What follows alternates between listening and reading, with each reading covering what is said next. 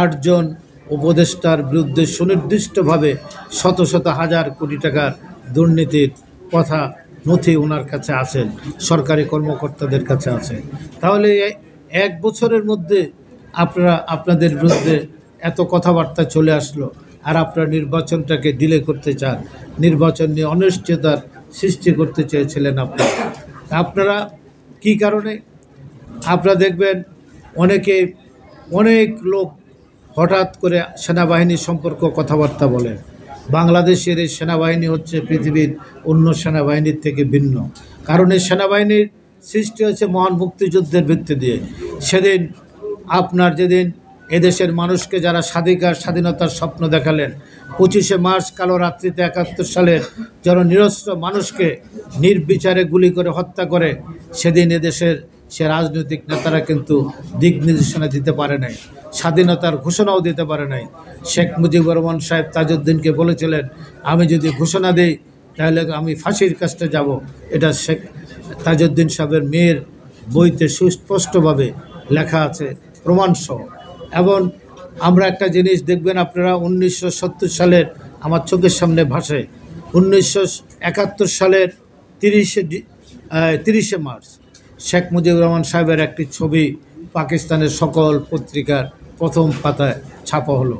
উনি একদম ফিনফিনে পাঞ্জাবি, জুতা, এত সুন্দর পালিশ চেহারা দেখা যায়। ওনার অ্যারিনমোর টোবাকোর বাক্সটির পাশে উনি পাইপ টানছেন, পায়ের উপর পা তুলে করাচি এয়ারপোর্টে। এই ছবিটি দেখে মনে হয় উনি আত্মসমর্পণ করেছেন, উনি গ্রেপ্তার হন নাই। এবং এটাই হলো বাস্তবতা।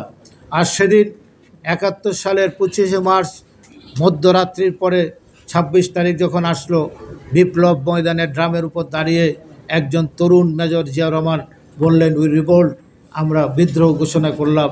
এর পরবর্তী পর্যায়ে 8ম ইস্ট বেঙ্গল রেজিমেন্টের সকল বাঙালি সৈনিক অফিসারদের নিয়ে পাকিস্তানে ওনার ঊর্ধ্বতন কর্মকর্তা কর্নেল জাঞ্জুয়া সহ সকল পাকিস্তানি সৈন্যদের হত্যা করে এই 8ম ইস্ট বেঙ্গল রেজিমেন্টের উনি দায়িত্ব নিলেন।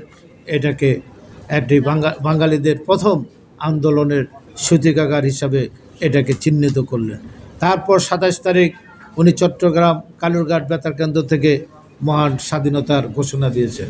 প্রথমে ওনাকে এই বাংলাদেশের রাষ্ট্রপ্রধান এবং মুক্তিযুদ্ধের সর্বাধিনায়ক হিসাবে উনি নিজেকে স্বাধীনতার ঘোষণা দিয়েছেন।